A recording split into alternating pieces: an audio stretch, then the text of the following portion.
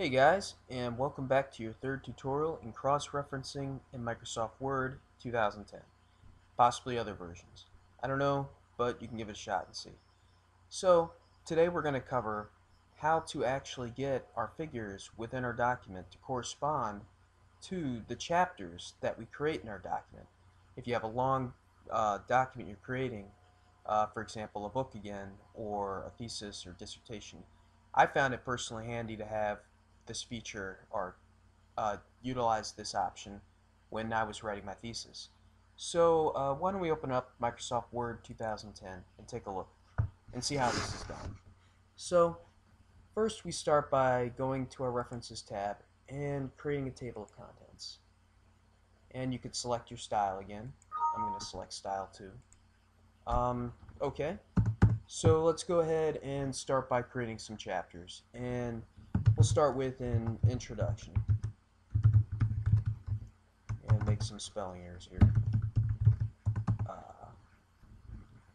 I don't know, let's call this the second, and this is the third. Yeah. Anyways.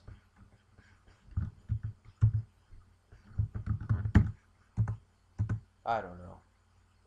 My spelling is bad. Don't know why. So anyhow, let's go to insert some just generic clip art from Microsoft. We've got a whole bunch of options. Why don't we just add some random things in here? Okay, so our introduction has some goofy looking picture, another goofy looking picture, and I don't know, this guy in a car here. That works.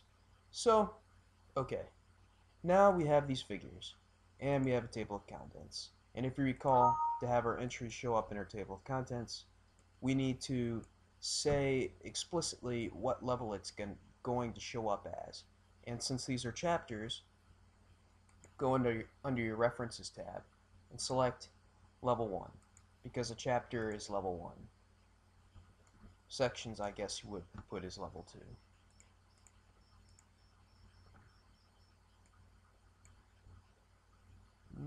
Where? Oh, yeah. Okay, so we go back up to the top, and now we have our Level 1 entries show up in here. Now, okay, so we go ahead and we give captions to our figures again. So we go under References tab, and where we have all our figure options, we insert a caption, and we see here we have a numbering button. Select the numbering button, and under here we have Include Chapter Number. So select that.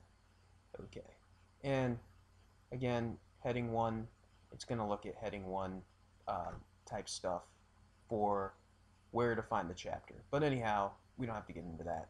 Just click on Include Chapter Number. Press OK. We get an error message, and we're about to see why. So if we press OK again, we have figure 1, but we have this gibberish in front, 0. And if we add another caption in the same manner, it starts over, but we still have that 0 in the front. We can also insert a caption this way if you recall.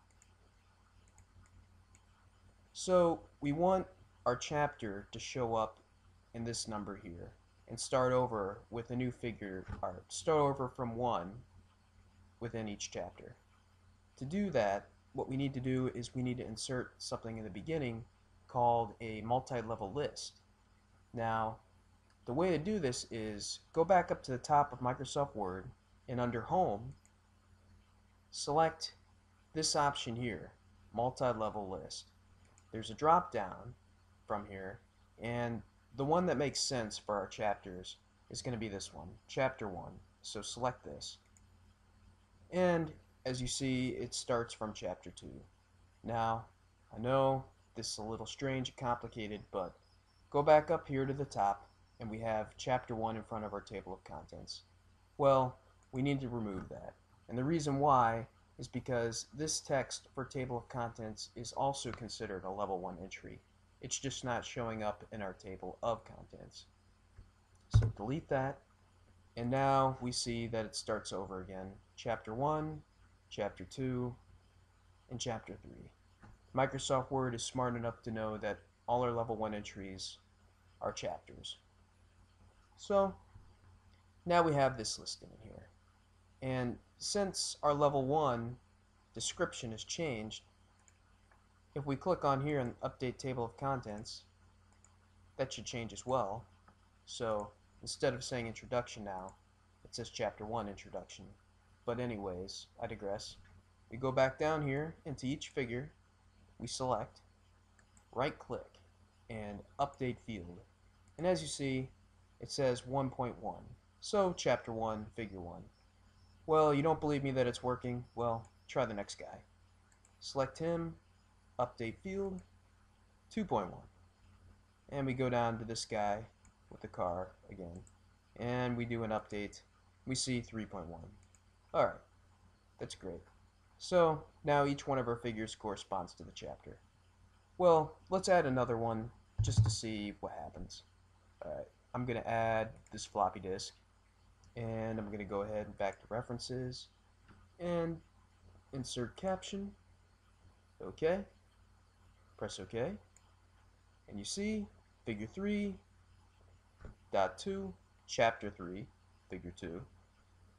That's great. Okay, so it worked. Now if we go back up to the top and under references again, let's just go ahead and add a table of figures. Insert table of figures.